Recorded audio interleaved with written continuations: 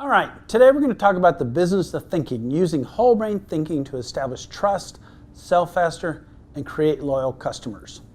So we're going to talk about your brain. Your brain is who you are, it's what you do, and how you do it. Key brain characteristics are everyone's unique. Your brain works in situational settings. You have dominances in terms of thinking. It's very malleable. It means it can grow. And you use all your brain in your thinking processes. So we're going to talk about what's called whole brain thinking in a model that was developed by Herman International. So you're thinking, where did this model originate? Well, Ned Herman worked for General Electric in the 70s. He was head of leadership development. And he had a PhD in physics and a master's in music. And he went, wow, that's weird. And he got an EEG, stuck it on, and started analyzing people's thoughts processes. And he realized that the brain is not just left brain, right brain is a lot of thought, but it actually has 4 unique thinking processes. Thus 4 quadrants metaphorically, as he said. And he actually developed a survey or a profile you can take to determine your thinking preferences.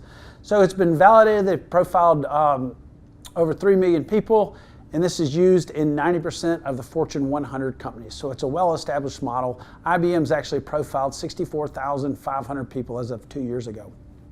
So why is whole brain thinking important in sales? Well, there are communication challenges.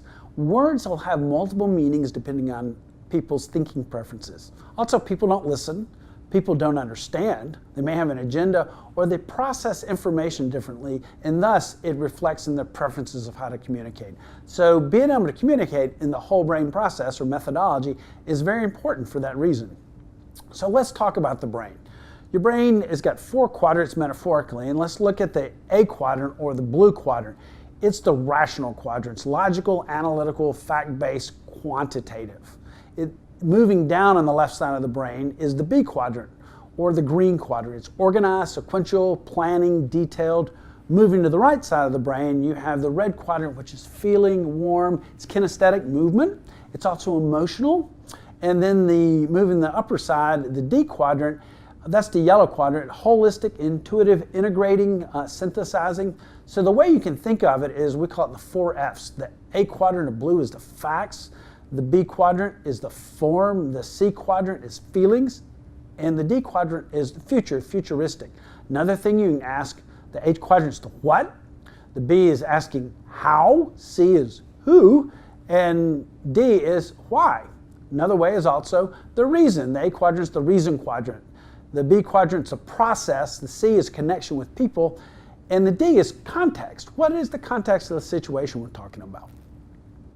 So it's interesting, in terms of profiling, 7% of the population in the Herman database are single dominant. It means one quadrant is really where the priority of the thinking is. 60% are double dominant, 30% are triple dominant, and 3% of the database is actually quadruple dominant. In other words, they have high preferences in all 4 quadrants. So another way to think about your brain is in terms of yourself. So your A quadrant or blue would be your rational self. Your B quadrant, green, is your safekeeping self. The C quadrant is your feeling self, and the D quadrant is your experimental self. So let's look at that A quadrant. This rational self is analyzing, it's quantifying, it's logical, critical, realistic, knows how things work, maybe it's good with money. At school, it would have been developed through math, science, computers. But at work, these people are going to be more like a financial person, engineer, chemist, technician, IT person. You're going to be using that quantifiable. But here's the key in sales. This is why it's important, and even in blogging and in your website. Their decision making, they're going to be gathering facts. They're going to argue rationally. It's got to be logical. The problem solving is going to be forming theories. They're going to solve logically, and they're going to measure precisely. So in sales, salespeople tend to be more right brain. And I know I'm highly yellow. I'll throw numbers around like averages. 67 to 69%. Well, the blue quadrant, that rational person is thinking, well, what is it? 67 or 69? Well, it may be 68.3. Well, then they'll go, why didn't you say so?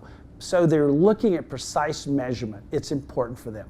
So in selling, don't throw round numbers out. Be precise. So here's a cute cartoon. All things considered, honey, I think our marriage has been cost effective. You'll see people in blue and they'll talk in blue. So moving on to the safekeeping or the green self. This person takes preventive actions, establishes procedures, get things done. They're reliable, good organization skills, most likely neat, timely, a planner. At school, they may have been geography, history, or language. Think of English and grammar. At work, they're probably a manager, administrator, maybe project management, or a travel agent. Could be a school teacher, could be a supervisor, could be a drill sergeant. Keep the process. Could be a government employee following procedures. Well, their decision making is going to be standing firm, conservative, and very procedural. Follow the process. Problem solving, they're going to approach problems very practically and pragmatically. So here's a great cartoon. Honestly, Ellen, you're so organized, she's even got Ed in the right place. Looking at your red, moving on, that's your feeling self. This is sensitive to others, maybe likes to teach, touches a lot. I'm high in red, I love to teach. Is supportive, expressive, maybe very emotional, could talk a lot, feeling, moves with their hands. At school, most likely the social sciences, maybe literature, strong in history or geography, may have participated in the drama club. At work, this person's going to be more human-related, social worker, teacher, maybe trainer, HR professional, or a salesperson. Their decision-making is going to involve others. Interpersonal, they're going to have that intuition on how they feel, and it may have a strong emotional component. Their problem solving is going to consider others, use intuition, maybe pick up on nonverbal clues, and probably go talk to other people wanting to get involved. So here's one. I have no idea who they are. They just came with the frames. Loves faces, loves interconnect. They were pretty people. Moving on to the yellow, the experimental self. This person imagines, is willing to take a risk, may infer, talks a lot. You even may catch this person speaking and not completing their sentences. That's a high sign they're yellow. They're moving fast and their brain's moving ahead. They may like to break rules, like surprises, or impetuous. Things of school, science, math, maybe arts and crafts, photography, something that's more expressive in that area. At work, self-employed, they're entrepreneurs, artists, maybe designer, marketing, back into sales again. So again, salespeople are more right brain. Decision making is going to be imaginative, risk-taking, forward-looking. The problem solve is inventive, intuitive, may see the big picture, may be looking for new ideas and ways. So if you think about how these people relate and problem solve and what's going on, a high blue person is going to think, what are the facts? More analysis, we need to analyze this.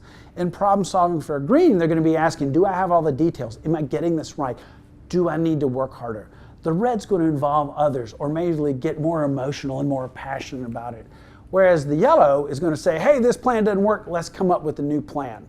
So you'll see even people in their problem solving and the problem descriptions, their clues coming out. So here's a funny one on the yellow. What is he doing? What is he doing? And he's such a risk taker. He's way out on the edge. He's like, what the heck am I doing? So you'll recognize that. Now here's a blue and yellow, and you can see the blue in the rational with the yellow. Look at his desk. Yellow people are typically not real organized. You see clutter. I see an environment that encourages the random juxtaposition of disparate elements for the potential generation of creativity born out of chaos. If that's not logical, rational, plus a lot of creativity, I don't know what is. So let's look at how people might buy a car in purchasing. Everybody's most likely bought a car or bought some large ticket item. Here's the way different quadrants may approach it. So the A quadrant of blue wants to see the data and statistics. They may immediately go to Edmunds.com or Cars.com and research it. They're going to look at energy efficiency, cost of the vehicle, maybe the trade-in, wants to know how it works. And they may be really into the performance of the car. How's it going to feel? How's it going to drive? Whereas green's probably more interested in safety, the practicality. How does the luggage rack work? Where do things fit in it? Is it a minivan or a crossover SUV? How do people fit?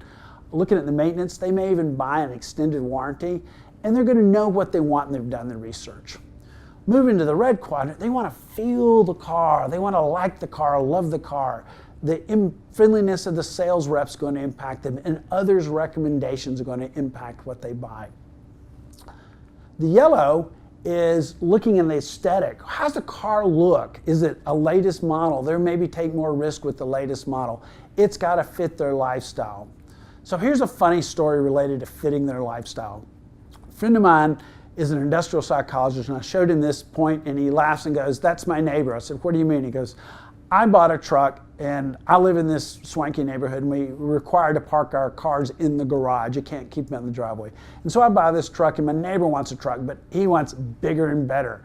And so he goes and buys an extended cab plus an extended bed. You know, I got the bigger truck. Well, he pulls in the driveway, hits the garage door button, it comes down. What do you think he heard? Crash! Dented his brand new truck. His truck didn't fit. He didn't think about that. He just went out and bought on an impetuous moment. So looking at the way people might describe something is you can look at the news and begin to look at your newscasters. So let's say we have an accident involving a school bus, we involve some kids, and it's a pretty big tragedy. And they're looking to see fully who is the guilty party because it has multiple cars. That blue person may go, once again, looking at the forensic science, using the undeniable facts of blood type, maybe fingerprints, spectrographic analysis of paint fragments, this proves this person's guilty. Whereas that green may begin to describe the accident in a very sequential and linear. At 3:30 p.m. on Thursday, April 9th, on Route 9, 15 miles north of Columbus, a black 1978 Plymouth four-door sedan traveling at 75 miles an hour in a 35-mile-an-hour school zone, blah, blah, blah, blah, blah. They're building it as they tell it. Where looking at red response is going to be emotional. A tearful, screaming mother attacks the cowering suspect as police officers hold off an angry mob at the terrifying scene of a tangled school bus and bloody victims of an accident. Whereas the yellow person may look at it from a very big picture and go, this accident demonstrates the lethal combination of drunk driving and faulty car design. These two issues are national in scope and deserve urgent congressional attention if future generations are to be protected. Different perspective, same accident.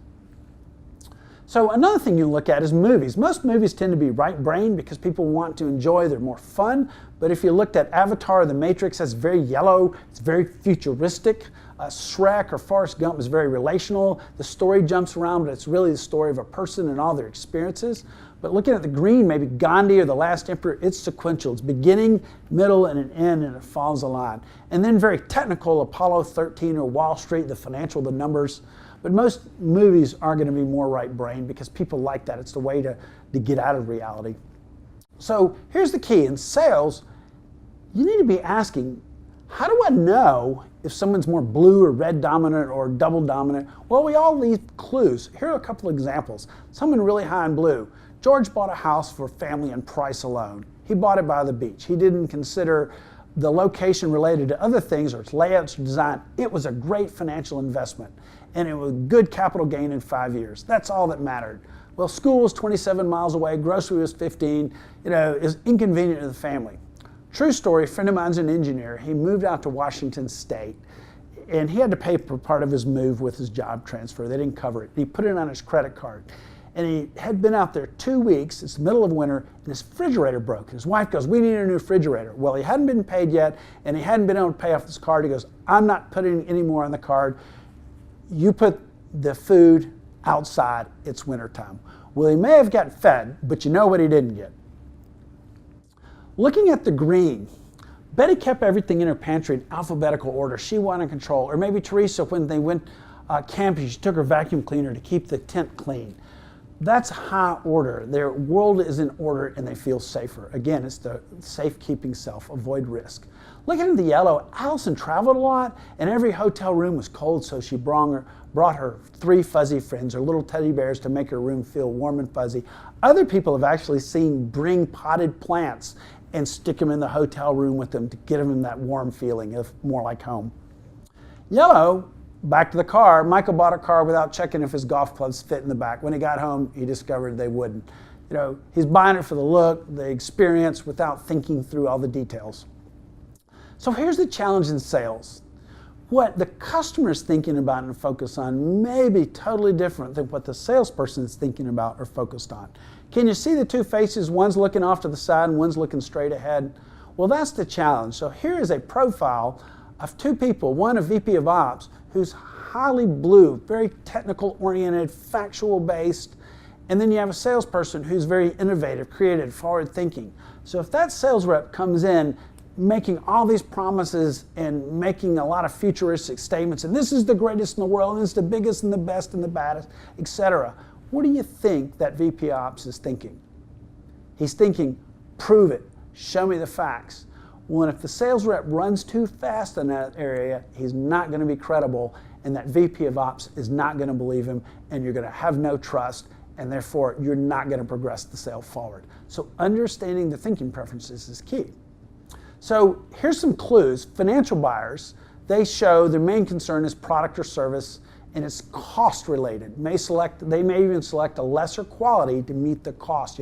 I've got my budget and I got to fit. They're also found in purchasing departments or maybe financial departments. Looking at the green, that may be the specification buyer. The main concerns are, does this fit and does it meet their quality requirements? They may evaluate different options and then look at the recommendations provided. Price may not be the main driver because it's got to fit, it's the right choice. The user buyer is really people concern. That's the red. Main concern is how the product or service will fit with their people. Is it easy to use? What are the consequences if this doesn't work correctly? Can it fit the real world situation? And the executive buyer, the yellow, is thinking big picture. How does it fit? Will it hit my profits? What about my strategic issues? Typically, this is the final decision maker. You typically have executives that are yellow. So upper management tends to be more yellow and blue. And more people in production and operations tend to be more green and red. Sales tends to be more yellow and red. And engineering and operations, again, more left brain. So here's the understanding difference performance criteria. That blue is asking, what's the purpose and how does it affect my bottom line? And what are the technical requirements? That green is asking, what's the process? Could this improve my organizational? Is there any risk involved in buying from you or buying from your company or this new product? Then the reds, will this improve relationships when my people use it? Will they like it? Will it support my customers? How do I feel about this purchase? Will it be good? And then the possibilities is the yellow. Will it prove creativity? Where will it take us in the future? Are there any ideas or strategies that will help us beat our competitors? So how do you sell and what is their buying style? That blue buying style is rational. It's factual. It's analytical. Show me the facts. Prove it. In God we trust, all others bring data. Whereas the green is more practical, planned, purposeful. Give me an agenda. Show you how you've done it before. Reduce my risk.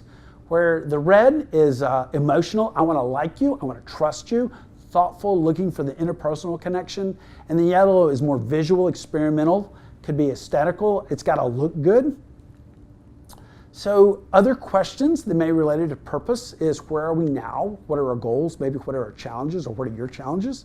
The green may be thinking process. How do we get there? What processes do we need? What are we accountable for? What are you as the sales rep accountable for? The people quadrant, who needs to be involved? Who else may need to be involved? What about customers and our key stakeholders? And the possibilities of the future, what's the vision? Are there any key trends? What changes do we foresee that may encourage us to buy this or not buy this? So what people buy, that blue is thinking ROI, either return on investment, return on capital, return on something. The green is buying that proven process. It's a safe choice. The red's buying a personal connection, and the yellow is that strategic fit and innovation. So thinking of a walk around as you're blogging, as you're marketing, as your website, or in that sales conversation, that blue is going, give me proof, data, knowledge, give me the research. Be factual in your process, be technical, be accurate, be precise. The green's thinking, give me a plan, give me a schedule, processes, what's the contingency? Be reliable. The red's going, what about my people? What about customer service? How are you going to educate? Do everybody buy in? Be relatable. And for the yellow, it's the possibilities. What's the vision? Is there innovation? Do there any options? What about the strategy? Where does it fit? Be flexible. So how do you adapt in a sales situation? Be accurate, focused on ROI. If you're calling on somebody blue, let's say a CFO or a director of IT, don't go into a lot of chit chat. If you're high in red, they don't care. You actually may be working against yourself, thinking, I'm really trying to rate and build rapport. That doesn't build rapport for them. That actually may irritate them. So get to the point. If you're calling on somebody green and you're highly yellow, don't be bouncing all around. Give them an agenda. Talk about the process. Show them you've done it many times. Offer references. For the red, do look for connections. Be authentic. Be very clear about having their best interest in mind. And one way to do that is discuss something you're really not good at. For instance, what I do sales training, and I work with customers to align their buying processes with the way prospects buy, customers buy. That's what I do. It's very narrow. It's literally on the sales process. If someone asks me, are you good in sales ops? I'll say no. I don't have the experience in sales operation, nor have I managed a very large sales team. So if you need someone like that, let me point you to Jason Jordan. That gives credibility. You're authentic in what you do, and you're telling them what you're not good at. Looking at the yellow, be brief. Don't overplan. Yellows are going to take control, so just offer control. Don't try to structure that component of that sales talk rigidly. Be able to move and be flexible. Talk about how it fits their organization. So now moving, okay, we've talked about the sales call. What about our products? What about our marketing? How do we blog? Think of the blue. Give research in support of your assumptions. Give technical specifications. Give those bottom line results. If it's green, it's maybe a product, give the safety features or customer references or step-by-step instructions. Give them a timeline. For the red, the intuitive features. Talk about easy use, maybe customer support. Even the values of your organization can be important. Give stories. People love stories. And you can write stories totally whole brain, but stories are going to connect with the people side. And for the yellow, the innovative aspects, the creative, numerous ways this product or service can be used, any breakthroughs, something that may make them more competitive or helps them in the future. So your website ought to incorporate that. You can incorporate your blogs because you don't know always who you're reading your blogs. And in your sales calls, think about how can I make my sales calls whole brain. But the key is, if you identify someone's really dominant in an area, less is more. Instead of covering the whole brain, focus on their key criteria. Let's say you have a CEO who's highly blue and yellow and you can tell it. Well, then focus on the facts and talk about the innovation. Don't go into the details and don't spend a lot of time chit-chatting. A lot of times how their office is, you can tell if you walk in and it's a messy office, that's most likely not green. If they got a lot of pictures of different people, that's probably more red. If it's kind of a sparsely decorated office and maybe just a couple of awards or plaques on the wall, that's probably blue, could be green. If it's really creative personal art, maybe a TV going, that's yellow. I walked into an office one day and I had an appointment. The CFO referred me to the CEO. So I walk in, sit down, and I'm looking around. Well, there's a volleyball with a face painted on it. There's a guitar in the corner. There's CNN going on. He's got a bar set up in his office, and it's very aesthetically set up and designed. I'm thinking, this is screaming yellow. The CEO walks in flip-flops and shorts. I'm going absolutely yellow. I knew he was going to run the meeting, so I wasn't going to try to take control of that. So I was aware of the environment and whatever. So in summary, use whole brain thinking for your sales calls, your blogs, your marketing material, thinking about their job requirements, because job requirements many times reflects preferences of thinking. Make sure your presentations and proposals are whole brain because you don't know everybody who's going to read them. Create questions or information to satisfy each quadrant. Just don't sell out of your preferences. Most salespeople sell out of their preferences. The easy customers are those who match their preferences. The more challenging customers are those who don't match your preferences. Begin a meeting with this qualifying question. What do you want to accomplish for this meeting, and how will you measure success? I begin all my meetings that way because it's interesting. The way people answer that question, what do you want to accomplish and how will you define success, will give you clues into the preferences of thinking. So that blue will go, I want to accomplish this, boom, boom, boom, boom, and it's very bullet pointed. The green person is going to give you this long, detailed answer and may be looking for an agenda, so provide them one. That red is going to immediately talk about whether I like you and I want to know about your company and maybe some of your people you work with. And the yellow is going to jump into a bigger picture and they may be bouncing all around. And that will give you the thought processes of how I need to relate to this person. Then, as you engage with them, ask follow-up questions. You'll get more clues out of follow-up.